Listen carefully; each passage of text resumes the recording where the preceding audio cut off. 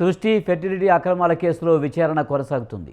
ఇవాళ మూడో రోజు డాక్టర్ నమ్రతను పోలీసులు కస్టడీకి తీసుకుని విచారించనున్నారు. నిన్న రెండో రోజు 6 గంటల పాటు గోపాలపురం పోలీసులు ఆమెను విచారించారు. ఈ విచారణలో నమ్మలేని నిజాలు బయటకు వచ్చినట్లు తెలుస్తోంది.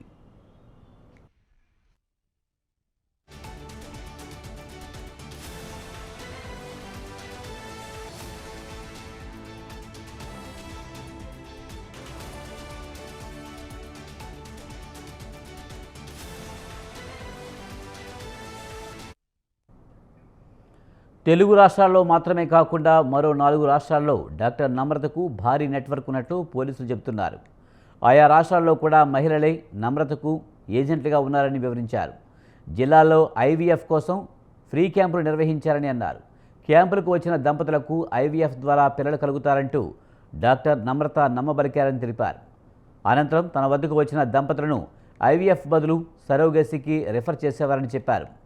సరోగసీ కోసం దంపతుల నుంచి 30 నుంచి 50 లక్షలు వసూలు చేశారని చెబుతున్నారు. పిల్లలను కొనుగోలు చేసి సరోగసీ ద్వారా పుట్టారంటూ దంపతులకు అప్పగించి డాక్టర్ నమ్రత మోసం చేశారని హైదరాబాద్ పోలీసులు తెలిపారు.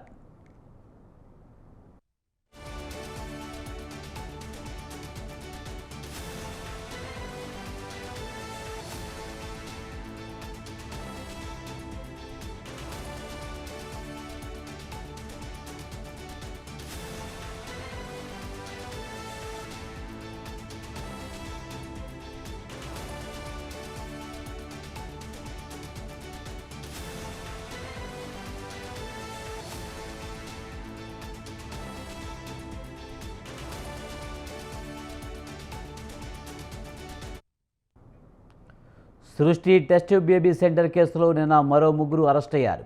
అరెస్ట్ అయిన వారిలో మహిళలు కూడా ఉన్నారు. ఇప్పటి వరకు అరెస్ట్ అయిన నిందితుల సంఖ్య 11కి చేరింది. తెలుగు రాష్ట్రాల్లో డాక్టర్ నమ్రతకు మహిళలే ఏజెంట్లుగా ఉన్నారని హైదరాబాద్ పోలీసులు తెలిపారు. శిశువుల క్రయ విక్రయాల్లో నమ్రతకు ఏజెంట్లు సహకరించారని చెప్పారు. ఏజెంట్లకు డాక్టర్ నమ్రత భారీగా నజరానాలు ఇచ్చారని అంటున్నారు.